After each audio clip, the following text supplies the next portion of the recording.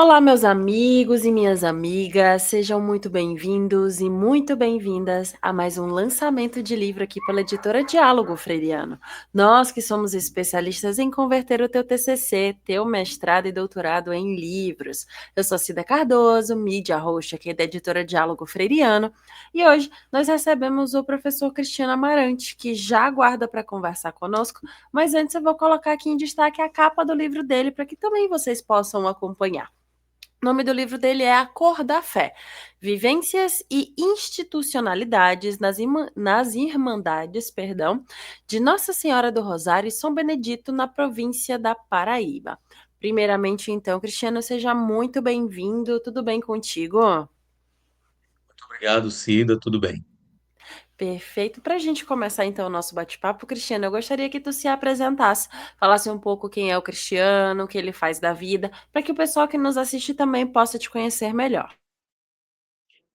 Bem, eu sou Cristiano Amarante da Silva, né, mestre em Ciência das Religiões, também graduado em História, já que foi meu primeiro curso de graduação, tá? E também pesquisador, né, na área de Ciência das Religiões. Atualmente atuo como secretário de Cultura e Turismo de um pequeno município daqui da Paraíba, que é o estado onde eu resido. O município chama de São Miguel de Itaipu, um município também voltado ainda para o período colonial, que tem uma história magnífica e uma expressão cultural também.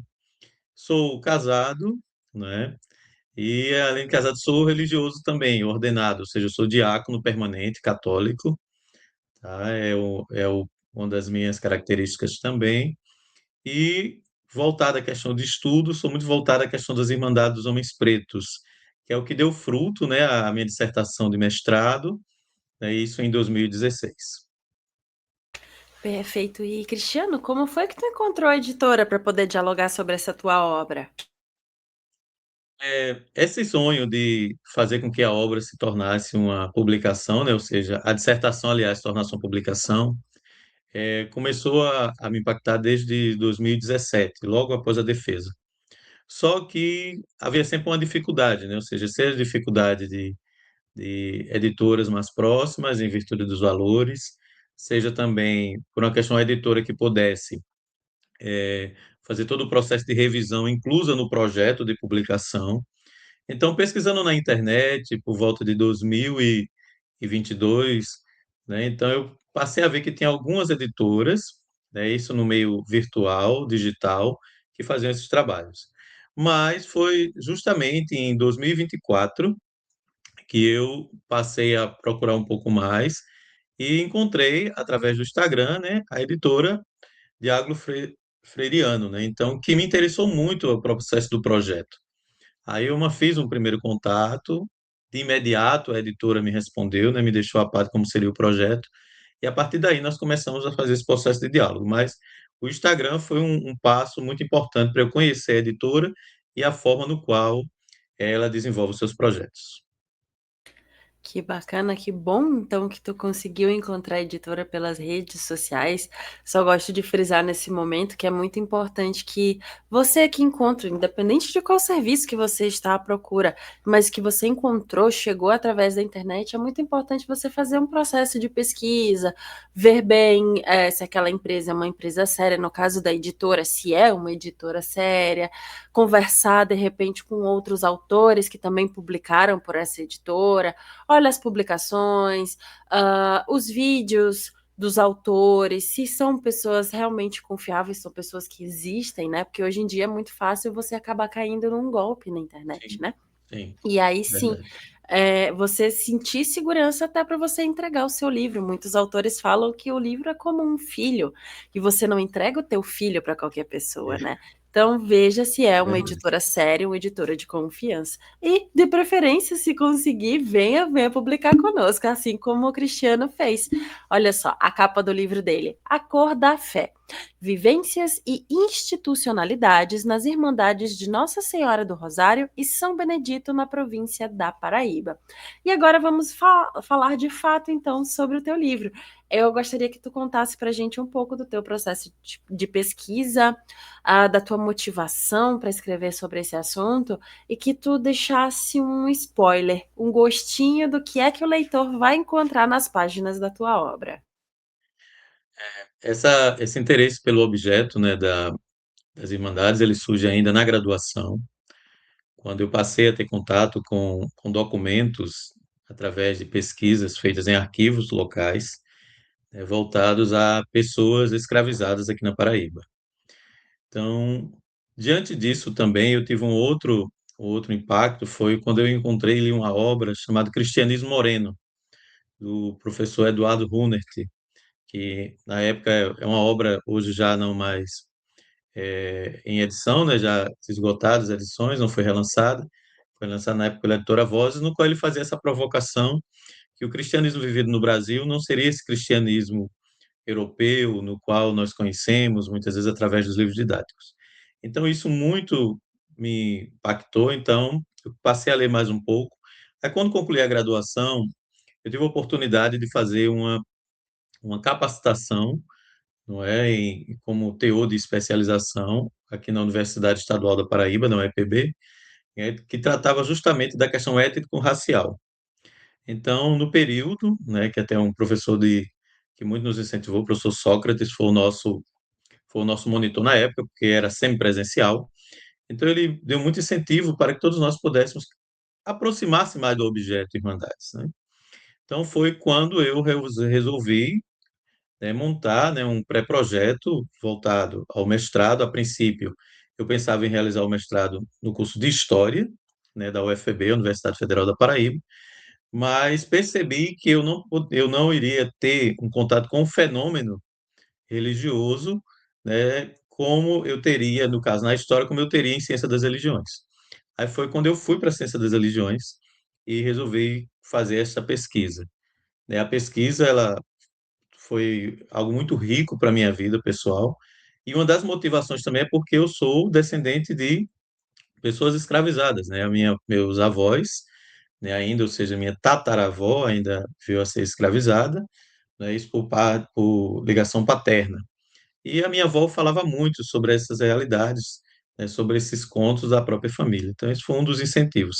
Então, quem for ler a obra vai ver muito um pouco dessa história, dessa influência familiar, mas também das influências acadêmicas, no qual eu tive quando estava construindo a pesquisa, não é? E também encaminhando para fazer o processo da dissertação.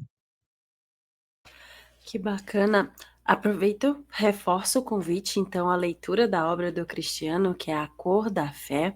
E aproveitando que nós estamos com a capa aqui novamente em destaque, eu gostaria que tu falasse um pouco mais sobre ela. Que história, vamos assim dizer, essa capa conta? E como é que foi esse teu processo de criação junto à editora, para a criação da capa e também a diagramação do miolo? Uma dos grandes desafios de toda e qualquer publicação começa pela capa, né? Então, como pensar, né? Como desenvolver a capa foi algo, para mim, foi bem desafiador, porque, primeiro, pelo próprio título, A Cor da Fé, né? Então, que cor tem a fé?